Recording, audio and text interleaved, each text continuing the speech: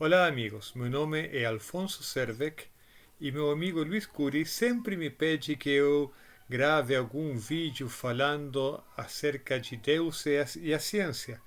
E é isso o que eu vou fazer hoje. E eu me sinto com um pouco de autoridade para falar do assunto, porque, por um lado, eu sou físico teórico, e, portanto, eu conheço bem a ciência. E por outro lado, eu sou cristão, já faz 27, quase 28 anos, agora em janeiro, que eu sou cristão e, portanto, conheço a minha Bíblia e posso falar dela também. Eu quero compartilhar eh, as coisas que eu tenho descoberto sobre a relação entre Deus e a ciência. Desta vez eu vou fazer isto desde o ponto de vista da Bíblia. Eu vou falar muito pouco de ciência, aliás, acredito que quase não vou falar de ciência, eu vou falar desde o ponto de vista da Bíblia. O que a Bíblia diz sobre o relacionamento entre Deus e a ciência. Ok? Então, para isso, vamos ir ao texto bíblico, vamos revisar dois, três, quatro passagens da Bíblia, não é muito, então eu peço que tenham um pouco de paciência. E tentem seguir o raciocínio, porque vamos estudar a Bíblia em níveis muito profundos, eu acho. Então vamos começar com o livro de Deuteronômio. Vamos a estudar vários versos de Deuteronômio. Aliás, o tema central deste vídeo vai estar em Deuteronômio. Então vamos começar tentando justificar por que vamos começar em Deuteronômio. Então vamos começar com Deuteronômio, capítulo 1, verso 5. No começo do livro de Deuteronômio, onde diz: além do Jordão, na terra de Moabe, Moisés se pôs a explicar esta lei e disse. Vamos explicar este verso. O livro de Deuteronômio é um livro um pouco estranho, porque é um livro onde quase não se falam coisas novas. São repetidas muitas das leis que tinham sido dadas ao povo de Israel no livro de Êxodo, em Levítico e em Números. Então, aliás, a gente até pode se perguntar para que serve o livro de Deuteronômio se a única coisa que faz é repetir as leis anteriores. Muito bem, este verso nos informa que, na verdade, Moisés não somente está repetindo as leis, mas ele está explicando. E vamos ver que ele faz mais do que explicar. Nessa frase, quando diz Moisés se pôs a explicar esta lei, a palavra lei que aparece aqui é a tradução do hebraico Torá. Então Moisés se pôs a explicar esta Torá. Isso que fez. Isso que está fazendo Moisés. Moisés está explicando a Torá, a lei de Deus, né? Por outro lado, o verbo explicar é a tradução do hebraico be'er. Be'er é uma palavra que vocês já conhecem, porque está contida no nome Beersheba. Beersheba é um lugar onde morou Abraão, por exemplo. E Beersheba significa poço do juramento. Ber, como substantivo, significa poço. Um poço onde as pessoas vão tirar água, né? Um poço. E como verbo, ver significa escavar, fazer um buraco na terra, justamente para fazer um poço. Então, o que este versículo diz é que Moisés se pôs a aprofundar esta lei, se pôs a escavar, a olhar nas profundezas desta Torá. Então, o livro de Deuteronômio, meus queridos, não é somente a repetição de leis dadas por Moisés, mas é uma explicação, e mais do que uma explicação, é se adentrar nas profundezas da Torá, nos significados escondidos da Torá. E é exatamente isso que nós vamos fazer agora. Além do mais, o próprio Jesus comparou que os ensinos da Torá, os ensinos importantes da lei, como tesouros escondidos na terra. E você tem que escavar, tem que fazer buracos, né, para procurar esse tesouro e para achá-lo finalmente. Isso que vamos fazer. E vamos nos concentrar no capítulo 4 do Deuteronômio, nos versos 19 e 20, que eu vou ler na Almeida, na versão Almeida, revisada do ano 1967, que diz assim: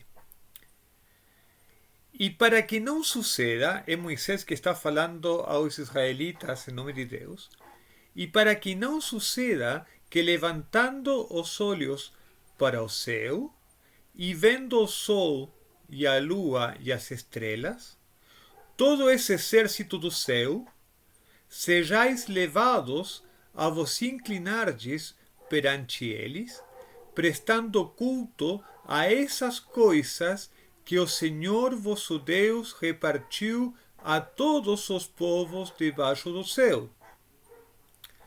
Então, vamos a parar aí a leitura por enquanto. Moisés, ia falar Jesus, Moisés está advirtindo aos israelitas que tenham cuidado, porque poderia acontecer que eles, olhando os céus, ficassem fascinados com o sol, as estrelas e a lua, e ficassem tentados a adorar os astros do céu. E Moisés acrescenta, prestando culto a essas coisas que o Senhor vosso Deus repartiu a todos os povos debaixo do céu. O texto em hebraico é um pouco ambíguo. Na verdade, não fica bem claro o que é que o Senhor repartiu para todos os povos debaixo dos céus. Aliás, a palavra repartiu não é uma boa tradução. Uma melhor tradução é que o Senhor reservou para os povos de todos os para todos os povos debaixo dos céus. Ou melhor ainda, que o Senhor indicou, que o Senhor designou para todos os povos debaixo dos céus. Mas não fica claro o que foi aquilo que Deus designou para os povos embaixo do céu. Nós em português podemos perceber que a frase é ambígua porque diferentes traduções traduzem de um jeito diferente. Por exemplo, aqui Almeida está sugerindo que o que o Senhor indicou, o que o Senhor repartiu para os povos debaixo dos céus, são os astros dos céus. Mas veja como traduz a nova tradução na linguagem de hoje. O mesmo verso diz: E quando olharem para o céu, não caiam na tentação de adorar o céu, a lua e as estrelas, Pois o Senhor nosso Deus repartiu o sol, a lua e as estrelas entre os povos para que eles os adorem. Como é que é? Deus designou os astros dos céus para que fossem adorados pelos povos? Será que Deus não somente permitiu a idolatria, mas a incentivou e, mais ainda, indicou para que os povos da terra fossem idólatras e adorassem os céus, as estrelas e a lua? Como é que é? Pode ser isso verdade? Bom, nós falamos que em Deuteronômio vamos ter que ir nas profundezas da palavra de Deus. E eu vou então indicar como é que eu entendo esse texto. Mas para isso vamos ter que aguardar um pouquinho, tenho que explicar algumas coisas antes. Então temos este verso estranho em que parece ser que Deus está advertindo aos israelitas que eles não devem cair na tentação de adorar os astros, porque isso foi separado, foi designado para os outros povos da terra. Verso 20. Mas o Senhor vos tomou e vos tirou da fornalha de ferro do Egito, a fim de lhe serdes um povo hereditário, como hoje o sois. Aqui tem um contraste. Tem um contraste entre o povo de Israel e os outros povos da terra. O povo de Israel foi tomado pelo Senhor. Deus se revelou ao povo de Israel. E, portanto, o povo de Israel tem que adorar exclusivamente ao Senhor, ao Deus de Israel. Porque Israel conhece ao Deus verdadeiro, o Deus criador de todas as coisas. Mas os povos da terra não conhecem a Deus. Deus não se revelou de maneira explícita aos outros povos da terra. E, portanto, as nações do mundo, os outros povos da terra, a única coisa que podem conhecer são o sol, a lua e as estrelas. Quer dizer, o ser humano, em estado natural, olha para o mundo e o que ele vê? Ele vê os poderes do mundo. Ele vê as forças naturais. Ele vê o sol, a lua e as estrelas, representando as forças naturais. E a única forma, e a única coisa que o homem no seu estado natural vê é um mundo regido pelas leis da natureza e pelas forças da natureza. Dito de outra forma, o homem, no estado natural, vê o mundo, estuda o mundo e encontra que o mundo é gerado pelas forças naturais regidas pelas leis da natureza. Quer dizer, o homem natural vê um mundo que funciona segundo leis naturais. E nessas leis naturais não tem sinal de Deus. Deus não é evidente no mundo natural e não é evidente nas leis da natureza. Deus está escondido e o homem natural não consegue enxergá-lo. O homem natural somente enxerga as forças naturais regidas pelas leis da natureza. Enquanto que Israel é diferente, porque para Israel Deus se revelou. Deus tomou o povo de Israel para que fosse um povo dele. Deus se revelou ao povo de Israel e, portanto, Israel agora sabe que por trás da natureza está Deus. Ok? Muito bem. Isto é muito importante que seja bem compreendido. O que estes versos estão ensinando, na minha opinião, é que o homem natural olha o mundo e somente encontra as leis naturais e as forças da natureza. Mas Israel, o povo que tem recebido a revelação divina, ele sabe que por trás da natureza, além da natureza, está Deus. Mas Deus não é evidente neste mundo. Deus está escondido. E Israel sabe de Deus somente porque Deus se revelou a ele. Ok?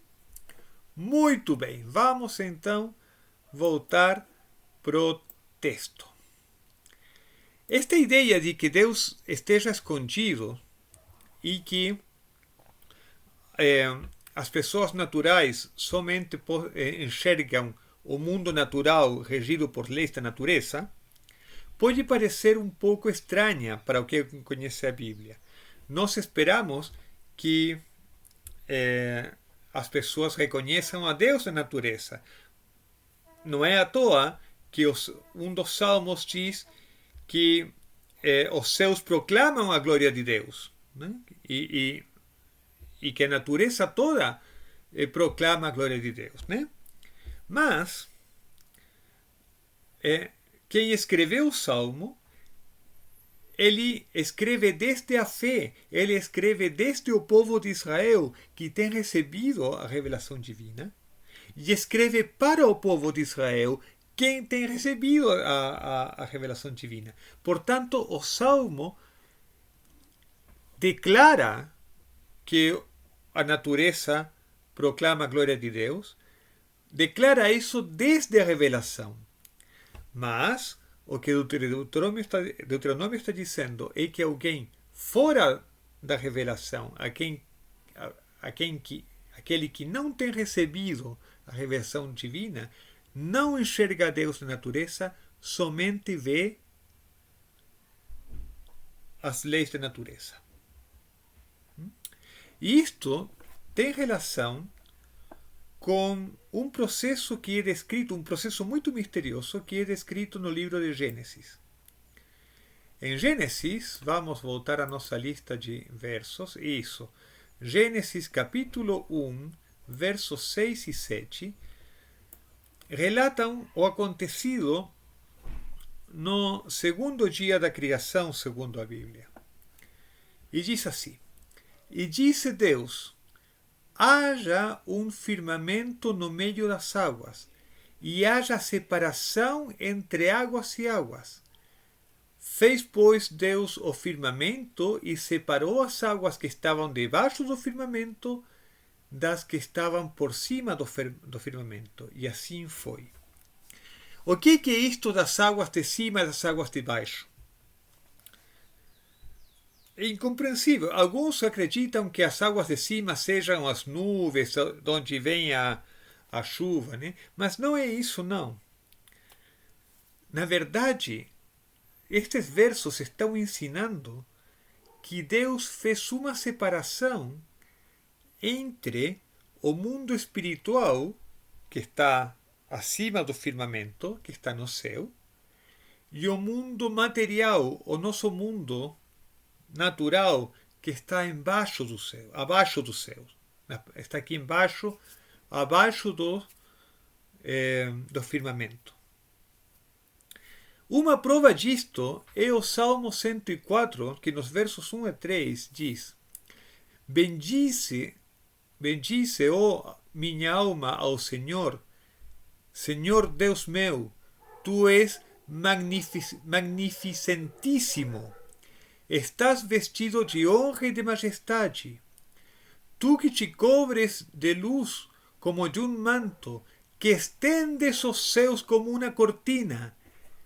És tu que pões nas águas os vigamentos da tua morada, que fazes das nuvens o teu carro e que andas sobre as asas do vento. Vejam bem, aqui neste salmo se fala que Deus coloca a morada dele onde? Nas águas. Quais águas? Certamente as águas de cima. Não são as águas do mar, nós não acreditamos em Neptuno, o deus do mar, na mitologia grega, né? Nós acreditamos no Deus Todo-Poderoso, Criador dos céus e a terra, que tem a morada dele nos céus. Simbolicamente falando, né? E este verso do Salmo 104 nos diz que Deus coloca a morada dele nas águas. Certamente se trata das águas de cima. Aliás, diz que as nuvens são seu carro, quer dizer, ele anda sobre as nuvens estão abaixo dele. Portanto, está falando das águas de cima, aquelas que foram colocadas acima do céu, acima do firmamento, no segundo dia da criação, segundo o relato de Gênesis 1. Portanto, as águas de cima simbolizam o mundo espiritual onde Deus é evidente. E as águas de baixo simbolizam o mundo material onde Deus não é evidente. E, aliás, o Salmo diz que o céu, o firmamento, é como uma cortina. No Novo Testamento, no livro de Mateus, por exemplo, no capítulo 24, vamos a encontrar, vamos a achar que Jesus diz que no dia em que ele retornar a este mundo, o céu vai se enrolar como um livro. Na antiguidade, os livros eram rolos, né? Então, o céu vai se enrolar. O que quer dizer isso? Isso quer dizer que esta cortina, entre aspas, que separa o mundo espiritual, onde Deus é evidente, e o mundo natural, onde Deus está escondido, essa cortina vai ser tirada, vai se descorrer, e Deus vai se tornar evidente aqui também. Mas hoje Deus não é evidente. É tão pouco evidente Deus está tão escondido, que para o homem natural, o único que ele pode ver quando ele enxerga o mundo são as leis da natureza e um mundo regido por essas leis. Por isso é que quando um cientista como Stephen Hawking, especialista em buracos negros, essas coisas, ele fala que ele não precisa de Deus para explicar o mundo, ele está certo. Porque Deus fez um mundo que é regido por leis naturais. E o homem natural, como Stephen Hawking, a única coisa que pode ver são as leis que regem o mundo material.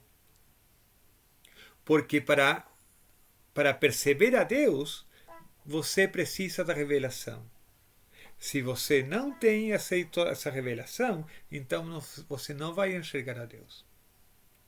O extremo disto é a idolatria. A idolatria em que consiste? Consiste em adorar as leis naturais, a natureza, as forças da natureza. Mas olhar o mundo e somente ver as leis naturais não é pecado, não há pecado nisso, não é uma coisa ruim. Deus providenciou que fosse assim. Deus designou que as coisas fossem assim. Logicamente, adorar a natureza é pecado, isso é errado. Mas olhar o mundo, estudar o mundo e achar que o mundo está regido por leis naturais e que funciona naturalmente e não encontrar a Deus aí, isso é perfeitamente normal. Foi Deus, segundo o livro de Deuteronômio, que fez o mundo assim. Então, por outro lado, aquela pessoa que tem recebido a revelação e que diz, não, ao final de contas, Deus é o Criador e Deus rege o mundo, também está certa, está certíssima. Essa pessoa é capaz de ver atrás da natureza, por trás da natureza, além da natureza. além desta cortina que separa o mundo espiritual do mundo natural. Mas quem estuda somente o mundo natural sem olhar a revelação, só vê as leis da natureza. A ciência, o que faz é estudar a natureza sem olhar para nenhuma revelação, porque olhar para a revelação é fazer teologia, não é fazer ciência. Se eu fazer as regras do jogo de fazer ciências é tentar procurar como funciona a natureza, olhando a própria natureza. E fazendo isso, o que encontramos são as leis da natureza que Deus criou.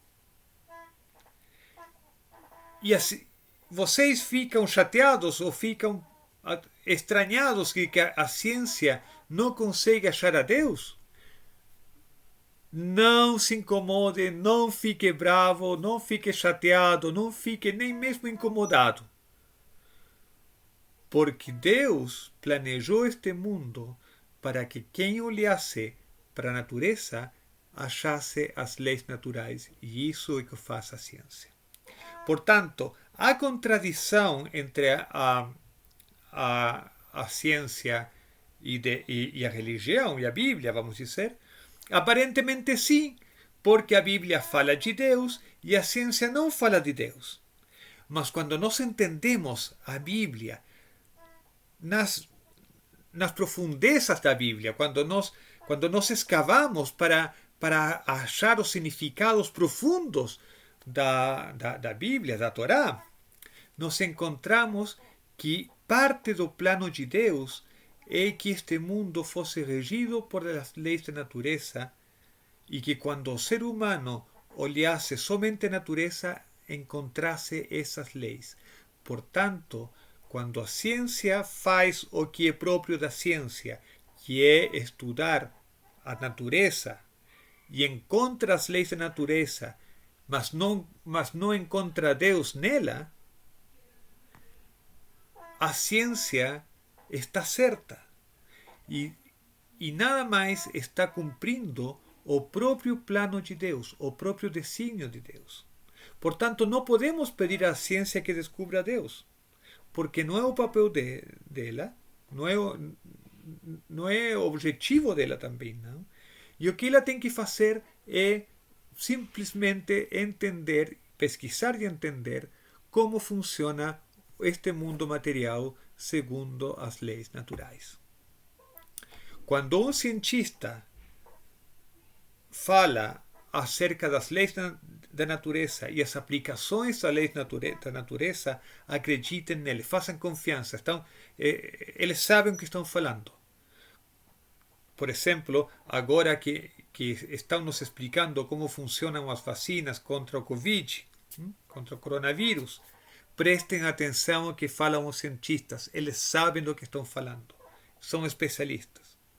Quando um cientista fala de Deus, lá você pode sorrir, pode escutar com paciência e dizer: olha, você sabe muito das leis da natureza, mas da revelação, a revelação é outra coisa. Deus é outra coisa. Quando um teólogo fala acerca de Deus, ele sabe muito acerca de Deus, assim, então escutem o que ele fala. Mas quando ele fala da natureza, desconfiem, porque nem sempre sabem do que estão falando quando estão falando acerca de ciência. Eu me sinto privilegiado porque eu conheço a ciência e conheço a Bíblia. Conheço as leis da natureza e conheço a revelação de Deus. E quando eu estudo a natureza e vejo as leis naturais, eu percebo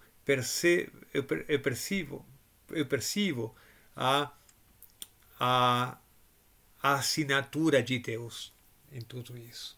Mas é porque eu tenho o privilégio de conhecer a ciência e conhecer a revelação. Então eu vou deixar o vídeo até aqui. Espero que não tenha ficado muito longo e cansativo.